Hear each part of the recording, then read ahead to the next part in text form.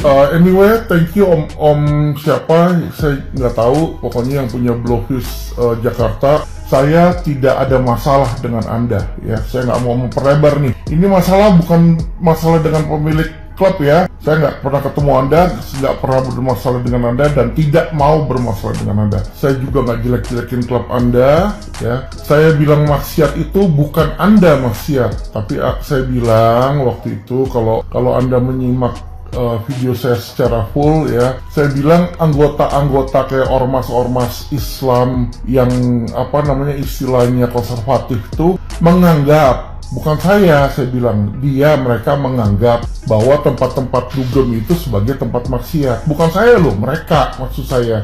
Itu perkataan saya seperti itu. Makanya sering kan kayak ormas FPI dulu kan ngerazia tempat-tempat nightclub, tempat-tempat dugem, tempat-tempat minum air itu kan. Kadang-kadang diusir-usirin orangnya. Ya itu loh, gitu loh maksud saya. Bukan sayanya, saya sih nggak masalah. Dan kalau Anda tanya saya pernah nggak situ, pernah, saya 2-3 kali. Tapi saya nggak pernah minum alkohol. Dan saya ke situ menjaga teman saya. Jadi saya disuruh sama teman saya untuk jaga adiknya dia yang lagi mau clubbing. Ya, selesai dari situ adiknya mabuk, saya yang gendong di situ. Karena kenapa? Mereka butuh yang namanya designated driver. Ya. Jadi saya jujur tidak pernah mabuk seumur hidup saya. Saya sumpah di situ. Ya, saya nggak suka minum-minuman. Saya juga nggak suka ngerokok, nyium baunya aja saya udah nggak suka gitu. Bukan saya bilang itu barang terlarang atau gimana, enggak. Memang saya nggak suka aja, ya. Narkoba pun saya juga seumur hidup saya nggak pernah pakai, ya. Itu asal tahu aja. Makanya saya nggak pernah enjoy ke tempat nightclub. Bukannya saya bilang itu jelek, enggak. Bukannya saya bilang itu dosa, enggak. Tempatnya tuh nggak dosa, minumannya juga nggak dosa, narkoba juga nggak dosa. Tetapi dosa itu terjadi ketika kita sudah konsumsi, itu loh maksud saya ya. Karena ketika kita konsumsi alkohol, otak kita tuh terpengaruh, dan disitulah kita start doing something yang di bawah kontrol kita, gitu ya. Dimana kita lepas kontrol istilahnya. Misalnya kayak kita mau ada cewek, kita jadi pengen pember, atau kita lagi nge-fly gitu kan, pengennya gimana gitu kan. Nah, hal-hal seperti itulah yang bisa menyebabkan dosa. Kalau barangnya sih nggak dosa, tempatnya juga nggak dosa ya, tapi perbuatan orang masing-masing ya Pak dosa. Jadi don't worry, saya tidak menyerang klub Anda ya kan. Gimana pun juga Anda juga berjasa. Kenapa saya bilang Anda berjasa? Karena Anda buka bisnis, dan bisnis itu istilahnya memberikan lapangan kerja bagi orang-orang di situ. Dan saya nggak tahu Anda punya izin. Kalau memang Anda punya izin, so it's okay, go ahead ya kan. Pemerintah sudah mengizinkan. Saya cukup berlawanan dengan si ketua yayasan. Guys, kalian udah lihat belum sih postingannya si AL yang terbaru ini nih? Nah, ini ada seliweran di TikTok ya. Si bapak ini tuh ada kasih statement nih. Ini juga nih makin melebar kemana-mana ya, makin melebar kemana-mana. Sebenarnya Pak AL, lu tuh ada masalah pribadi apa sih sama Tenovi? Bingung banget lo gue. Kenapa jadi melebar kemana-mana ya? Dari awalnya kasus donasi Agus ya. Bingung loh. Fokus aja napa sih? Fokus aja napa? Kasih paham bapakku. Si Alvin itu mungkin kayaknya dia itu kurang refreshing ya kan, jadinya penyakitnya kemana-mana, ditambah malah ngurusin si Agus. Orang kok hobi senggol sana senggol sini, sampai sekarang pun melebar kemana-mana, sampai pengusaha klub malam pun juga disenggolnya sama dia. Ya ampun, sudah mendekati aja dia masih berulah, bukannya bertobat. Ya ampun, ya ampun, ya ampun. Ya orang begini, ya Tuhan, heran sekali. Apa menurut dia mungkin karena masanya tuh udah mau habis gitu kali ya, kesempatannya dia untuk nyenggol kanan, kiri, depan, belakang, atas, bawah. Karena dia tahu kalau dia itu di atas kursi roda, nanti nggak bisa ditahan, mungkin ya bisa jadinya tahanan rumah. Karena apa? Karena ya nggak ada orang yang mau ngurus dia di penjerong, ya kan? Ya ampun, tobat deh, bukan kenapa-napa, nanti kasihan tuh sama anak lu. Kalau bini lu mah gua kagak kasihan, nanti abis lu metong juga bakalan kawin lagi dia. Tapi anak lu bakalan dihujat seluruh Indonesia seumur hidupnya, kecuali dia pindah ke Zimbabwe sana lo. Paham?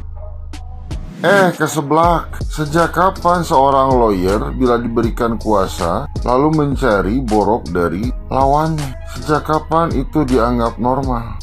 Sejak kapan? Sejak hayat dikandung badan? Ini konsepnya bagaimana? Kalau permasalahan hukumnya mengenai donasi, ya fokus di area donasi, bukan masuk ke ranah pribadi, keseblak. Apa yang lu lakuin itu udah melanggar kode etik. Bahkan apa yang lu lakuin ada konsekuensi hukumnya. Memang lu ada imunitas di saat diberikan kuasa oleh klien, tapi ada keterbatasan imunitas di saat seorang lawyer melanggar yuridiksinya. Masa kayak gitu aja kagak paham sih? Lu belajar hukumnya di mana, bro? Keseblak, masa iya gue mesti ngajarin lu konseptual terkait hukum? Katanya lu ahli hukum, pakar hukum, berpengalaman terkait hukum, tapi kok koyo ngono?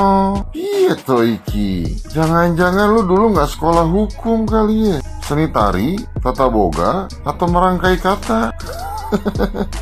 Keseblak, kemarin lu bilang menjelek-jelekan, menghina, menyudutkan, dan lain sebagainya dianggap bagian dari pembelaan. Kali ini lu bilang mencari-cari boroknya orang dan mengumbar boroknya orang dianggap normal dengan dalil lu diberikan kuasa oleh klien lu. Ini konsepnya biji mana? Masa iya menegakkan hukum dengan cara melanggar hukum? Ini konsepnya biji mana? Aduh, lawyer macam ini nih yang mempermalukan profesi advokat. Hukum digunakan hanya sebagai tameng. Hukum dijadikan senjata untuk menyerang orang. Imunitas dijadikan tameng. Hukum dipermainkan seenak congor dan bacotnya. Lawyer macam ini jangan dipakai. Hati-hati ngadepin lawyer macam ini. Hati-hati ngadepin lawyer macam ini. Nggak ada isinya, kosong. Senjatanya cuma congor sama bacot. Berhati-hati. Jangan dipakai lagi lawyer macam ini. Jangan, kosong. Teman-teman, saya ingin menjelaskan terkait pernyataan yang saya anggap ini merupakan tuduhan dan fitnah tentang Tenovi yang berada di klub malam ya. Nah, dari pernyataan tadi mungkin yang dimaksud itu sebuah video ya yang diupload melalui Kuetian TV, yang dimana di situ ada video Tenovi sedang berada di klub malam ya. Tapi itu sudah dijelaskan juga sama Tenovi bahwa Tenovi hanya memenuhi undangan dari salah satu donatur yayasan, yang dimana yang diundang di situ nggak hanya Tenovi, ada juga teman-teman yang lain, teman-teman artis dan influencer ya kalau saya nggak salah. Itu pertama. Yang kedua, saya ingin menanggapi terkait pernyataan yang katanya kata Firdaus pertemuannya dengan Tenovi itu di klub malam. Saya membantah itu ya, karena dari pertemuan tersebut ada saya. Jadi awal mula kami ini janjian di salah satu tempat karaoke di Jakarta Selatan. Itu tempat karaoke yang di atasnya ada lounge. Kenapa kami pilih tempat karaoke? Karena kami menyewa satu ruangan karaoke itu untuk private meeting. Jadi kami nggak berkaraoke di dalam, tapi kami pakai untuk meeting. Nah, sebelum Tenovi datang, ada Firdaus yang ada di lantai atas. Lantai atas itu lounge ya, bukan klub malam, teman-teman. Jadi waktu itu teman-teman bisa lihat nih ada foto. Di dalam foto itu nggak ada Tenovi. Itu hanya ada saya, tim hukum yang lain, ada Bang Firdaus dan juga ada Bang Pablo ya pada saat itu. Nah, setelah itu kami ke bawah tanpa Bang Firdaus. Setelah meetingnya selesai, baru kami undang Bang Firdaus untuk turun. Selesai dari kami meeting itu, baru kami bikin video ya, video yang diupload sama Bang Firdaus yang ini. Teman-teman bisa lihat.